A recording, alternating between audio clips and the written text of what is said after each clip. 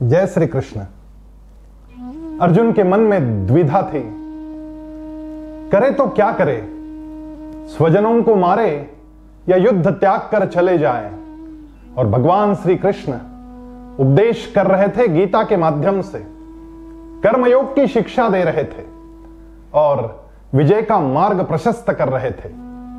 भगवान ने तीसरे अध्याय में अर्जुन से कहा, अपने कोर पर फोकस करो। हमारी जो स्वाभाविक प्रवृत्ति है उस स्वाभाविक प्रवृत्ति के अनुसार कर्म करो। तुम योद्धा हो और योद्धा यदि सन्यास की बात करे तो वो सुखी नहीं हो सकता, ना यशस्वी हो सकता है। भगवान कहते हैं, श्रेयान स्वधर्मो विगुणः परधर्मात् स्वनुष्ठितात् स्वधर्मे निधनम श्रेय परधर्मो भयावहः।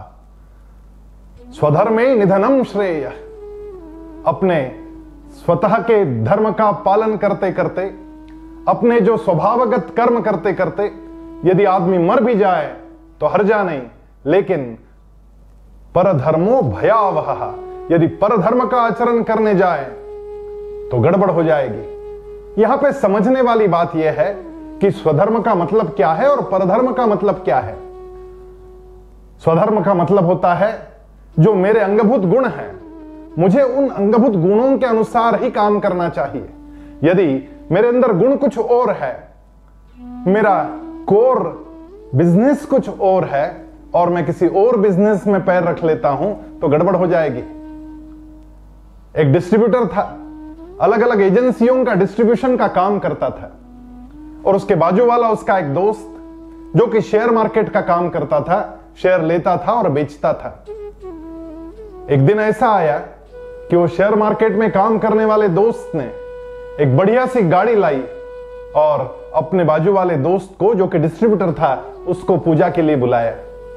जब गाड़ी की पूजा शुरू हुई तो डिस्ट्रीब्यूटर के मन में यह विचार आया कि इसका धंधा बड़ा अच्छा है, ये बहुत कम समय में और बहुत कम परिश्रम में बहुत ज्यादा पैसा कमा लेता है, मुझे भी उसके जैसा कुछ करना चाहिए। और फिर उसने अपने दोस्त की सलाह भी ली और शेयर मार्केट में कुछ इन्वेस्टमेंट करना आरंभ किया। लेकिन उसका मूल बिजनेस जो था वो डिस्ट्रीब्यूशन का था। उसको उतना समय नहीं मिलता था कि वो जो शेयर मार्केट का उतार चढ़ाव है उसका ठीक से अध्ययन करे, उसका स्टडी करे। हुआ यूं कि कुछ दिनों बाद शेयर मार्केट नीचे उतरने लगा और जितनी पूंजी इस डिस्ट्रीब्यूटर ने अपने धंधे की कमाई की, परिश्रम की उस शेयर्स में लगाई थी, वो सारी चौपट हो गई।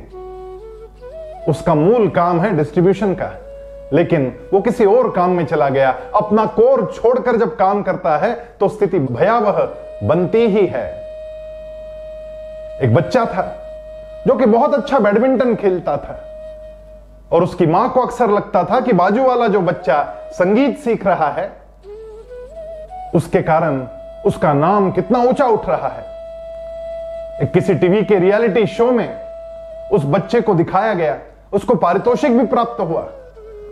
जब रियलिटी शो में टीवी पर उस बच्चे को देखा तो बैडमिंटन खेलने वाले बच्चे के मां के मन में आने लगा कि क्यों मैं भी अपने बच्चे को यदि संगीतकार बनाती हूं, गायक बनाती हूं तो यह भी नाम ऊंचा करेगा, रोशन करेगा।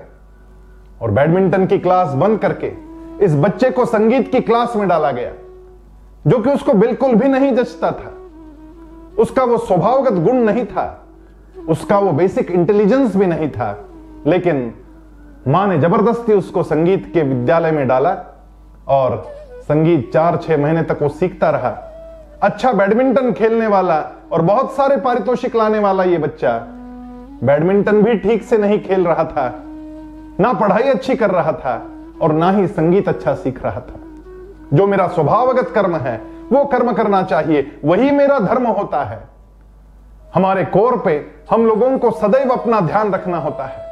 सक्सेस का एक पिरामिड होता है और उसमें जो सबसे ऊपर होते हैं वो 20% लोग यशस्विता के शिखर पर चढ़ते हैं। बीच में जो 60% होते हैं, 60%, वो संघर्ष करते करते चल लेते हैं और जो नीचे 20% बच जाते हैं, बॉटम के 20%, वो हार जाते हैं। हमारे बच्चों को हमें साइंस में डालना है, कॉमर्स में डालना है या ह्यूमैनिटीज में डालना है, उसका स्वभाव किस प्रकार का है इस पर यह निर्भर करेगा।